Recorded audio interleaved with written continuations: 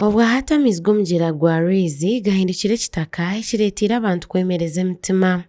Sarah Aijuka, South Western Regional Manager ow'ekitongole ekikujunaanizibwa Obuhangwa Bwensi ekya NEMA, yashobora nko abantu batahiriire ebishara bakatandika kukoraho emirimo yaabo ekireetsera omugyera gwasiisikara. Galiyo mu Rwizi gagubire gine bwene nk'ebyondo ekireesire ekyo kyenyine ekitwantugambaho okugira ngu ebishara tukozire ki tubimazireho. Atago amaizi enjura yagwa omutunga gukwika gwena gukaza omu maizi nigwija gugubire niguruga aha mihanda niguruga omu misiri. Ogu nashobora ngu abantu bingi nibatimba omushenyi omu maizi g'omugyera ekikutabura amaizi.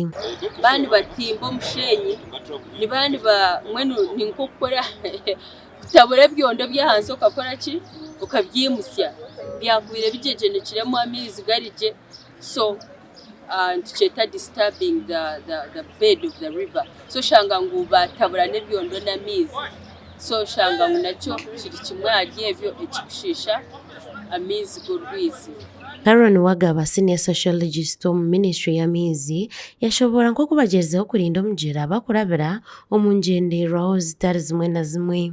Na Save River Race campaign nayo ni tugikora kumiringa shango twamanyisa abantu ebyo birimu nibyenda kutushikaho n'ebyatushyireho status y'amaizi gitu hamwe n'ebindi bintu byona, kandi tureba kituyambire munonga omukubonjera ba partners bo kujya kutuyamba, but also no kumanyisa omuntu wa hasi ebirimu nibibeera amugyera gwitu n'ebindi byona. Niwagaba nagira ngu abantu baremere kukwatanisa na gavumenti okukora omwuga gwabo mu kurinda emigyera. Tumanya hariho abantu bamwe batakenda kwejumbira omu government programs bateekateeka emirimu ba gavumenti nenda kutwara itaka ryabo abatiine bakore ki, so ekyo kintu nakyo nikituaffectinga munonga konka nituajuinga abantu kuguma nibenjumbira omu such programs aho kuba normally ntuba tutari kwenda kutwara amataka gaabo kuyo ntuba nitugezaho kubeegesa sustainable use ningashi okuba okukozesa itaka ryabo kugira ngu batuuraho n'ebyobuhangwa kandi nabo baabo. Nashaba abantu hamwe n'amakoro g'ebyokunywa kureebeka ngu tubanaga obucupa omu maizi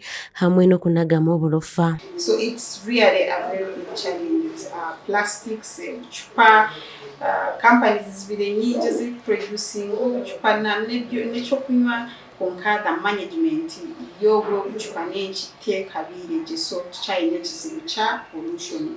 Omugyera gwa Rwizi nigubiisaho abantu ba district 12 omuri Burengero Izooba hamwe n'ebicweka bya Buganda. Wanyuma y'omugyera kusiisikara, gavumenti ekatandikaho enteekateeka y'okwakira amaizi kugiiha omu mugyera gwa Kagyera, enteekateeka egi tekarugiremu magoba. Habwatayari Western Susan alina omukisa hamwe na Ian akankwasa.